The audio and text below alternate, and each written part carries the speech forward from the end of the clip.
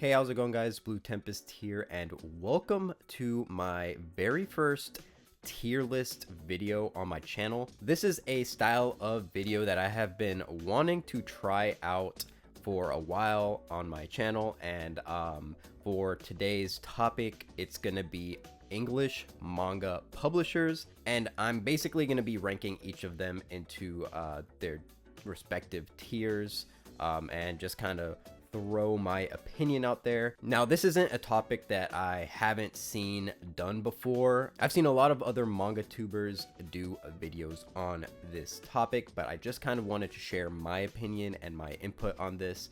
And yeah, I hope you guys do enjoy. This is going to be a pretty different video for my channel so far, but I do want to try to make some more of these tier list videos in the future, so let me know in the comments if you guys enjoy this style of content. But without further ado, let's get into my thoughts on these publishers. So to start out, I do want to mention that these aren't all of the manga publishers out there. There are some smaller publishers such as One Piece Books and Udon and some other ones that I can't really think of from the top of my head, but these are basically the main manga publishers that I have actually owned releases from, and also that I just have knowledge about. So yeah, I just kind of left it to these. There's also not going to be any of the older manga publishers that aren't in business anymore. So publishers like Bandai Namco and Del Rey are not going to be part of this tier list either. So yeah, without further ado, let's get into this tier list, shall we? So to start off here, we have Dark Horse. Now, this is a pretty popular manga publisher. I'm sure you guys have heard of Dark Horse. They're pretty much known for having some of the biggest seinen series published. So things like obviously Berserk, Blade of the Immortal, Lone Wolf and Cub, Hellsing, stuff like that. Now, Dark Horse, I think, you know, I have some issues with them, but they do have some really high quality series under their belt, and for the most part their manga releases are really good quality. Usually their quality control is pretty well done, in my opinion. I have not really experienced many Dark Horse series that have, you know, misaligned spines or, you know, chips on the corners or anything like that. Usually their stuff comes in good condition. And another thing to note is that Dark Horse has been doing these deluxe editions for things like Berserk and Hellsing, and those releases, especially you know, I have experience with the Berserk deluxe editions. Those are, in my opinion, the nicest quality manga books that I own. Honestly, they're so insane. Honestly worth the price, in my opinion, even though you can actually find them for a lesser price, usually on Amazon. But yeah, those Berserk deluxe editions are amazing. The paper quality is top notch. It's a leather hardcover and it's oversized, and they have colored pages and things like that. And then they do you know, things like the Gantz omnibuses, which, you know, a lot of people have issues with the Gantz omnibuses. I personally don't mind them. They are pretty thick, but honestly, my main issue with Dark Horse is, one, their release schedule, especially for things like the Gantz omnibuses and also other series like Mob Psycho. I know that series, they're super slow with releasing those volumes, and also Dark Horse just has a tendency to have series under their belt that they just let go out of print. And that is my main issue with them as a publisher. There are things like Astro Boy, which is a insanely you know, popular series by Tezuka. It's a classic series. They came out with these omnibuses for them, and I actually did some research into this. Those omnibuses came out in 2015 and they're now out of print. That was not that terribly long ago, and for all of them to be completely out of print except for maybe like the first omnibus, how is that even possible? you know. They just, you know, I don't know. And they also have some amazing series in their back catalog. Things such as Eden, It's an Endless World, which is a series that I've been dying to want to get my hands on, but they just, you know, one, never finished publishing all the volumes of it, and two, just let it go out of print and just gave up. So, you know, with that being said, Dark Horse is kind of like a double-edged sword, but because of the deluxe editions, because of just, you know, the quality of the manga series that they have under their belt, like just in general, like things like Berserk, you know, you can't deny them holding that license, and they're doing it justice in my opinion with the deluxe edition and just keeping that in print. And then, you know, other series such as Blade of the Immortal and stuff like that. I think Dark Horse, because of just the quality of the series that they have, and also Gantz, I'm a huge fan of Gantz, I'm gonna put Dark Horse in actually A tier. So in my opinion, Dark Horse is an A tier. I wish they would you know, not let things go out of print. You know, if they were better about that, then they would be in S tier for sure. But right now they're in A tier for me. So next up we have Denpa. Now this is a pretty small manga publisher. Some of you might not even know about Denpa, but I have a few series that they have released, those being Inside Mari and Shino Can't Say Her Name, so only really the Oshimi stuff. But I know that they also release Kaiji, which is a series I do want to get into. You know, my experience and what I've seen of Denpa, their quality is top notch. Those Inside Mari volumes are some of the nicest quality volumes that I own in my collection. They did also do Shino Can't Say Her Name, which is an amazing release, and the Oshimi art book as well. They also published that, and that was an amazing quality release. But the big issue with Denpa, the big issue is their release schedule. And you know, Dark Horse's release schedule is pretty bad, but compared to Denpa, like Denpa's release schedule is so slow. And you know, I understand that they're a small publisher, and with like the manga industry right now, it's pretty crazy, and I understand, but I don't know. Like I've just seen how long it takes for these Kaiji volumes to come out, how long it's taken to get the next Inside Mari volume, a series that is only 2 volumes away from being completed. I don't know, man. And also Denpa, they announced that 2 Oshimi works that they have the digital rights to are getting physical releases, but only available at a convention, which is insane to me, because I feel like those series would be things that, you know, would sell. Oshimi's pretty popular as of late. I don't understand why they don't make this a bigger release, and just making it exclusive only to a convention in New York. Like, you're not giving the fans what they really want. And I don't know if it's something with the rights. I don't really know. I feel like if they have the opportunity to make those physical printings only for a convention, they should be able to make them for a wider audience. So I don't really know what's going on with that. So Denpa, while they have some great series under their belt, and I do wish them the best, I hope they, you know, grow as a company. I can't help but put them honestly in C tier. So Denpa's a C tier for me right now.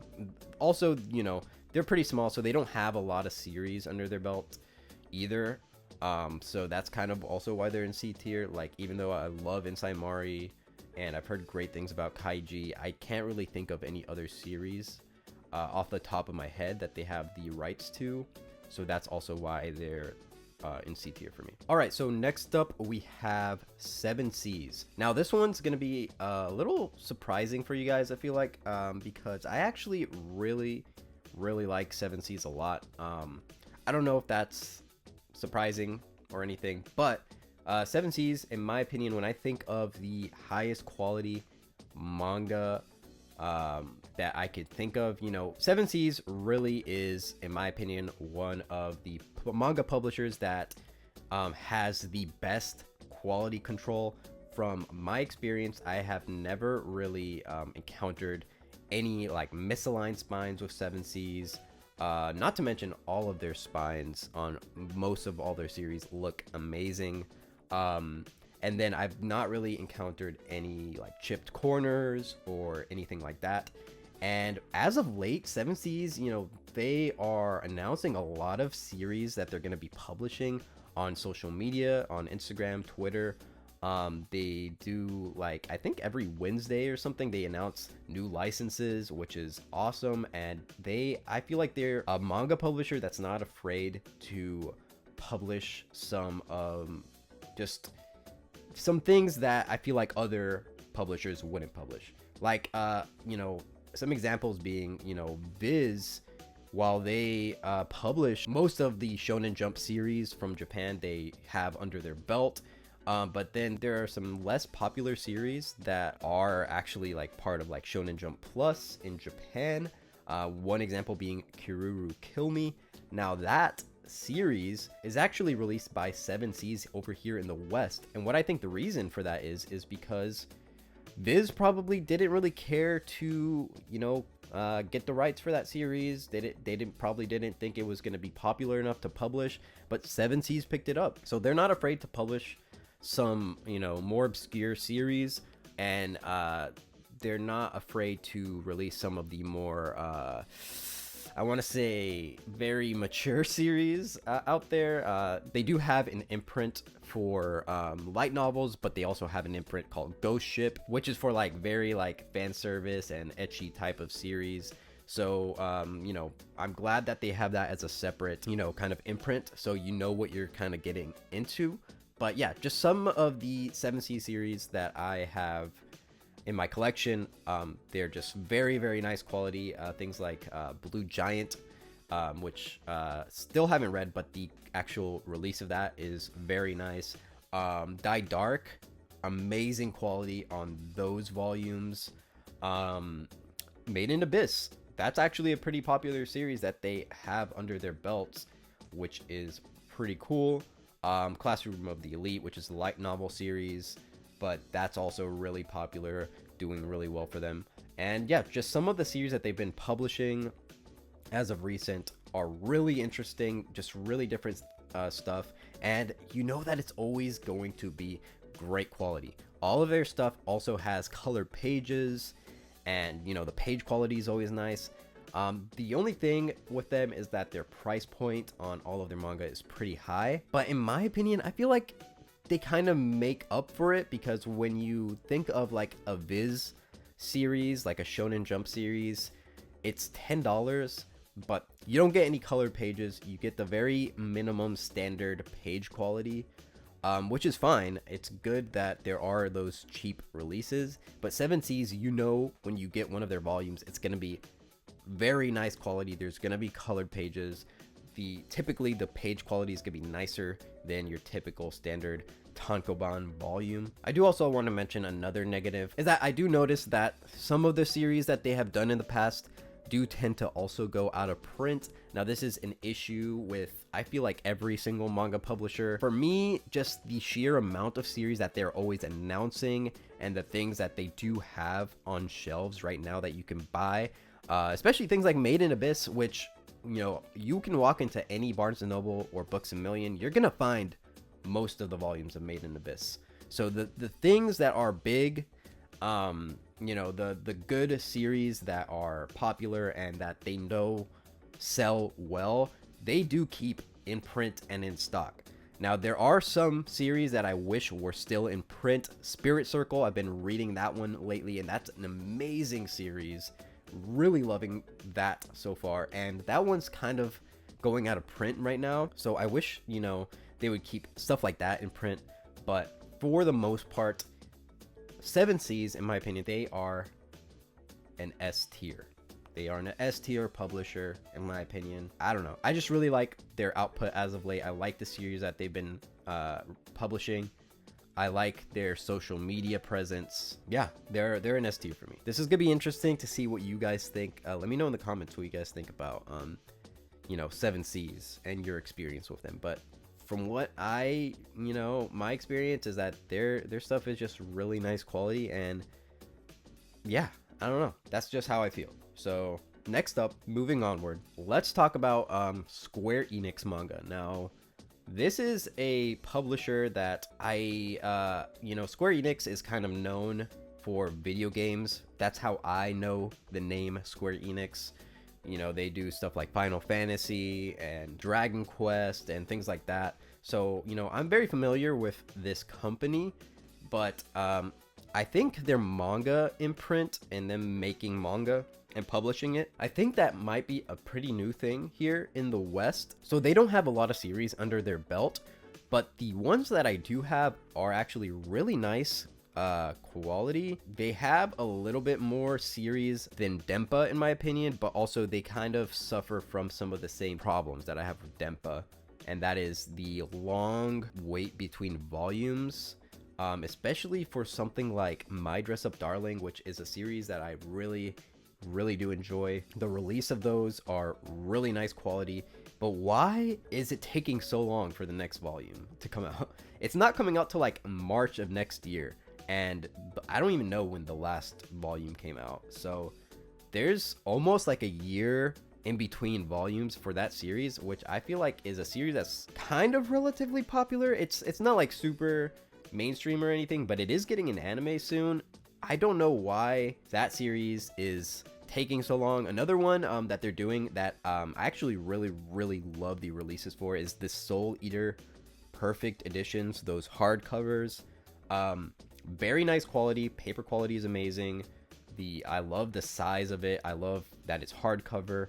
But those also, from what I have seen, the releases, while not as bad as My Dress Up Darling, they're still kind of few and far between. For series that's already, you know, done and translated. Now, I'm not 100% sure what the deal with Soul Eater is, if they're doing like a new translation for it, because I know it was originally released by Yen Press, but yes, Soul Eater is a very popular series, so I don't know why they're taking so long, but they're relatively new. You know, there's other series that I've seen that they're also publishing that are pretty popular. So Square Enix, I think I might want to put them in B tier, because like I said, they have a little bit more, you know, good and just like notable series under their belt than Denpa does, and their release schedule is a little bit better than Denpa's. Yeah, I think I would put them in B, maybe like a low B, whereas Denpa is like a high C.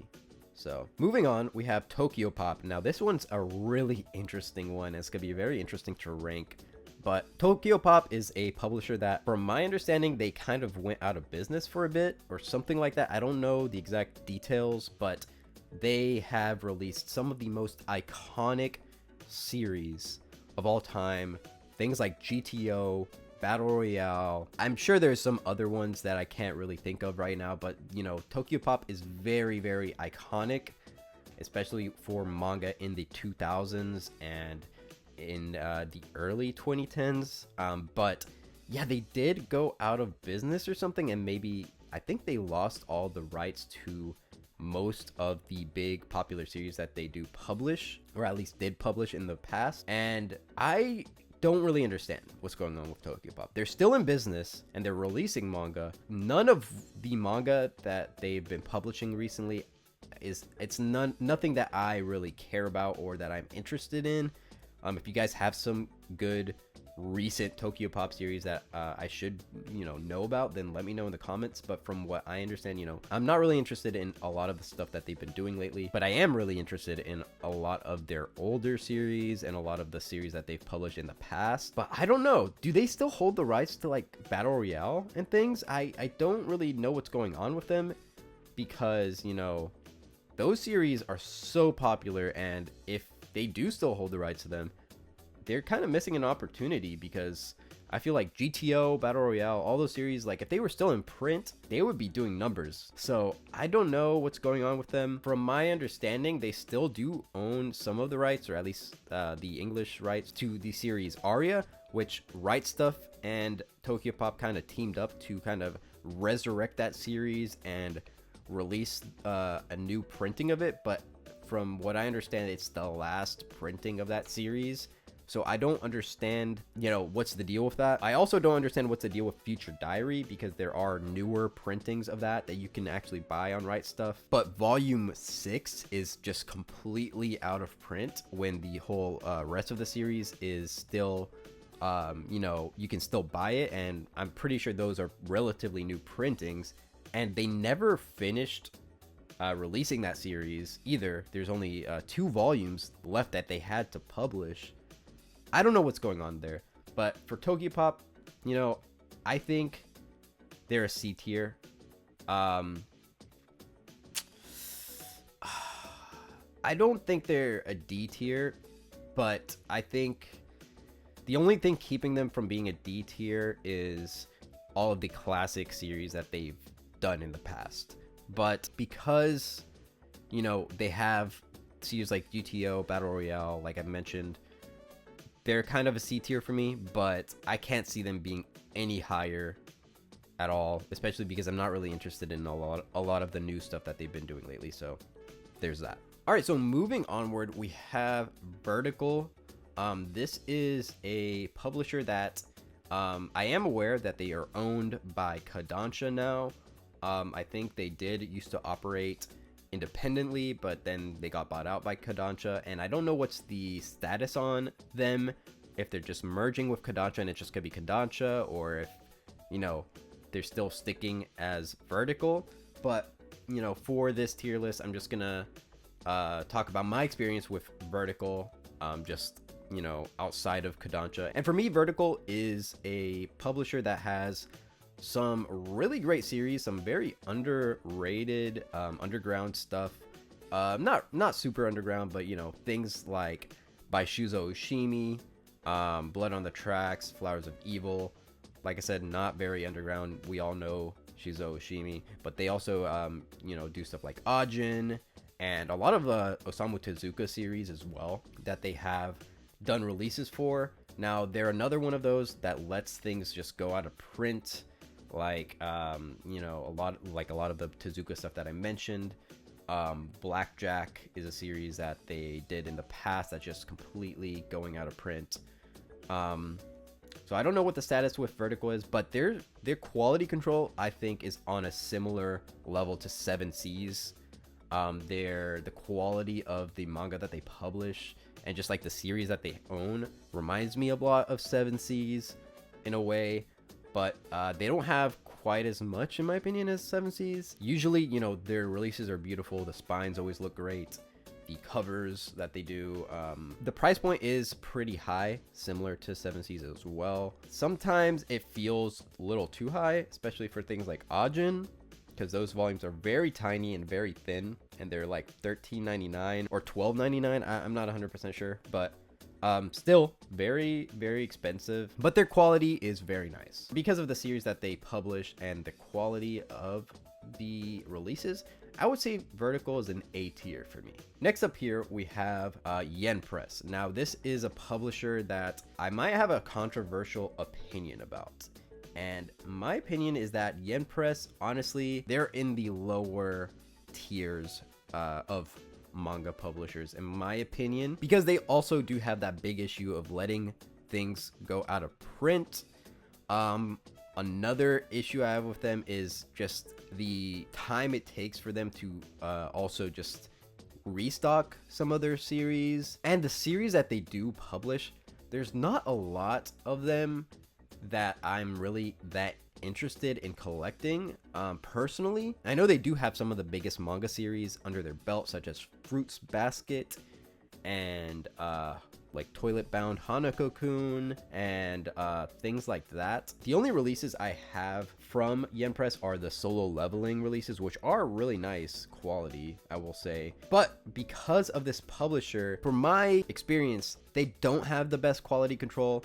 A lot of those solo leveling volumes, I remember when I tried to find the first volume when it came out, there was like 5 of them at the store, and I didn't pick up any of them because they were all like dinged in the corners or like messed up. And I don't know if that's a shipping issue. I don't know what the issue is, but like I've noticed that it's a big prevalent issue with a lot of their series that isn't in the best condition. Not only that, but their price points for their series are pretty high in my opinion. An example is another series I owned actually that I don't actually own anymore is Doubt, which they published.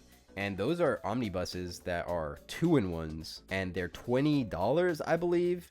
Maybe even a little bit more than $20. I'm not 100% sure on that, but even then, let's just say they're $20, right? For a pretty generic-ish, you know, release for that series. Now, I like the size of them, but like, look at something like the Attack on Titan omnibus that recently released.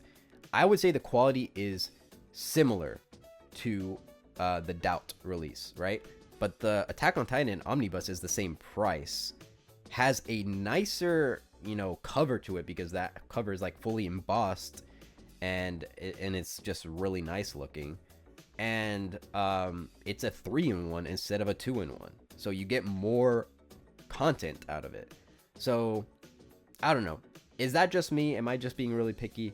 I don't know, but Yen Press to me, they're kind of, at least currently, they're a C tier. I would even put them probably, yeah, below Denpa and Tokyopop. Now, like I said, that's just my opinion. You know, there's not a lot of series that I want to collect from them. Now they do have some series like Prison School, which I do want to get, and I'm interested in Yowamushi Pedal. But from what my understanding, they're just kind of letting that series go out of print, or at least some of the volumes. So it's like, I don't even know if I want to get into collecting those volumes. Same with like Pandora Hearts as another series that it seems pretty interesting to me, but I don't know if I want to go through the trouble of trying to collect because of, you know, their stocking issues and stuff like that. So I don't know. That's my thoughts on Yen Press. All right, so the last two are probably, in my opinion, the 2 biggest manga publishers out there. So starting with Kodansha. Kodansha, man, I have a love-hate relationship with this publisher. From my experience, Kodansha, they're kind of like a double-edged sword. They have some of the biggest and some of the greatest series under their belts. Things like Attack on Titan, things like, you know, Land of the Lustrous, and which had Atelier, and you know, another popular series, Rent a Girlfriend, To Your Eternity, A Silent Voice, Vinland Saga, one that I think actually has a really nice quality release to it. But Kodansha also has some of the worst quality control with them, especially like things like the Shaman King omnibuses. And you guys have seen in my manga hauls in the past, I've gotten a lot of volumes from them that have been damaged or just like, you know, very, you know, misaligned spines, even like different sizes for like the trim size of the volumes. Their quality control is honestly pretty bad. But the one thing I will say about Kodansha is that most of their series, if you want a Kodansha series, they keep things in print for a while, and it's very easy to go into any store and just find like the first volume of a series that they publish. From my experience, I always see like Land of the Lustrous volume 1 and then most of the volumes when I go to a store, or like all the Shaman King omnibuses. All of Vinland Saga is usually all like very easily accessible. Rent a Girlfriend, all the series that they release. Hello? I don't know what happened to my page there, but just kind of fixing this here. Where was I again? But yeah, they do have that aspect to them where if you want to collect a series that they've published, it's pretty easy to do. Just know that a lot of times it's just gonna be hard finding that one volume that's in good condition. Just know that when you're collecting stuff like Fire Force, those spines are gonna be just absolutely terribly misaligned. That's an aspect of Kodansha that's just like a double-edged sword in my opinion. Another thing too is their issue with keeping things digital only that are very popular. Things like Tokyo Revengers and Blue Lock. Why are these series not printed yet. Kodansha. I don't understand their thought process when it comes to that, because those are series that would be flying off shelves right now if they would actually publish them physically. So that's a big negative in my opinion. They also own the rights to some of the old Tokyopop stuff that Tokyopop used to have the rights to, and also they don't publish physical versions of. And also their releases for like box sets and stuff like that are very weird in my opinion. Like the Attack on Titan box sets, why are they released in like 4 to 5 volume, you know, increments? Why don't they just do a full series box set?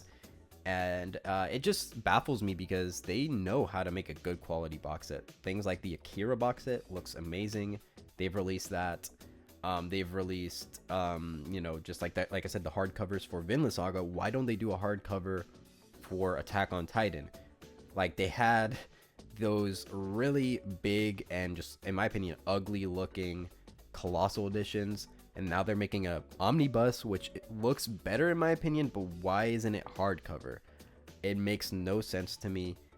From my perspective, a lot of what Kodansha does is very like financially based. You know, a lot of the business decisions they make, they don't really like to do a lot for the fans. They kind of just do it for what they think will make them the most money, and that's really all there is to it with Kodansha in my opinion. But that's just my opinion on the matter. But Kodansha, you know, like I said, they do own the rights to some great series, but because of all the shortcomings, I would put them in the B tier right there. So that's my thoughts on Kodansha. And you know, I would actually put them above Square Enix though, because at the very least they do have a really wide catalog, and the fact that you can find most of their series in print and, you know, on store shelves most of the time, that's a big plus. So yeah, they're at the top of B tier for me. So the last one is gonna be Viz Media. Now, it's no surprise that this is the biggest manga publisher. I would say like maybe 75 to 80% of all the volumes that I own are from Viz. A lot of the issues that I mentioned for all of these publishers can also apply to Viz, but because of the sheer amount of series that Viz has under their belt, because of all of the different imprints that are under Viz, which I actually want to mention, that is an amazing aspect of Viz that I really love. I love that their Shonen Jump imprint is separate from like Shoujo Beat, and then you have like their Viz signature imprint, and then Shonen Sunday, and then just like the, you know, standard Viz stuff. Viz, you know, I like that they keep their series in different imprints because you know what you're getting. With Shoujo Beat, obviously, you know, you're getting a Shoujo series. With Shonen Jump, you know, you're getting a shonen series that's typically like a battle manga or a rom-com. And then with Viz signature, you're getting a seinen series, so something that's probably a little bit darker or more mature. So I like that aspect to their releases. Also, I do want to mention that Viz, while they do, you know, have the cheapest of manga releases, especially with their Shonen Jump stuff and their like, you know, typical tankobon, you can get it for $10, but it's a very standard release. When they want to do a good high quality release, they will do it. I'm talking things like the JoJo's Bizarre Adventure releases. Anytime it's like a mangaka that's very, you know, praised in the community, they always go out of the way to make those releases really nice quality. I'm talking like Taiyo Matsumoto stuff, like the recent number 5 printing, and a lot of the Naoki Urasawa stuff and Inyo Asano. All those releases are really nice quality. They do give a lot of love to Junji Ito as well, and those releases are always like hardcover and super nice quality.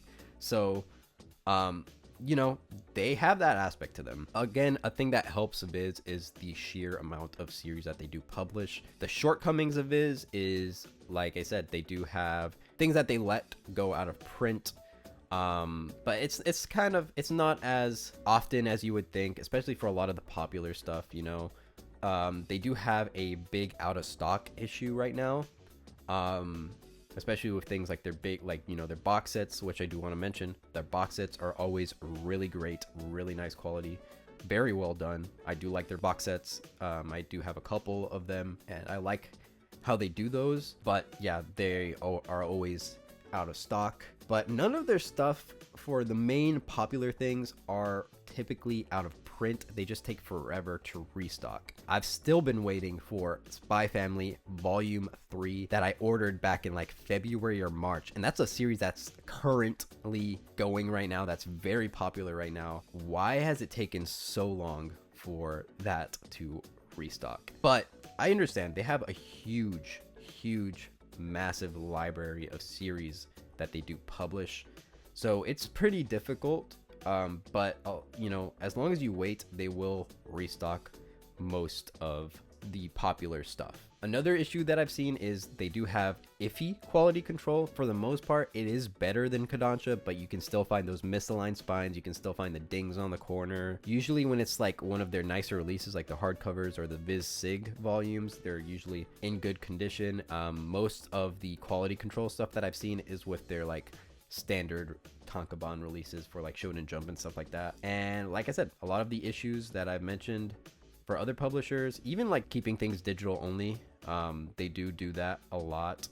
But for the most part, they're always publishing new series, and even series that aren't like currently ongoing from Shonen Jump and stuff like that, they, you know, they'll take chances. You know, they're releasing Alice in Borderland next year. They're releasing a Record of Ragnarok. You know, and from what I've seen, those releases are going to be really nice. So I'm very excited. And yeah, Viz, in my opinion, they are an S tier. You know, not only are they the biggest manga publisher out there, but they're also, like I said, when they want to do something good quality, they'll do it. They are also the cheapest manga publisher, so you can find their series relatively cheap most of the time. I feel like, you know, the prices are fair for the quality and what you get. There is a big issue with their stocking, but I think that's really due to the amount of series that they have to publish. So I think the positives outweigh a lot of the negatives for me personally for Viz, and that's why I put them in S tier. So with that, guys, that is my tier list for manga publishers. What did you guys think of this video? What did you guys think of my rankings for all of these publishers? I think this is pretty accurate for me right here. And yeah, this was pretty fun. If you guys do enjoy this style of video, let me know down in the comments. And if you did enjoy it, then make sure to leave a like and subscribe to my channel for more manga content, as well as hit the notification bell if you do want to get notified every time I do upload a brand new video. All of my social media links are going to be down in the description, so follow me on there. And with that, guys, that completes this video. I'll see you guys in the next one. Peace.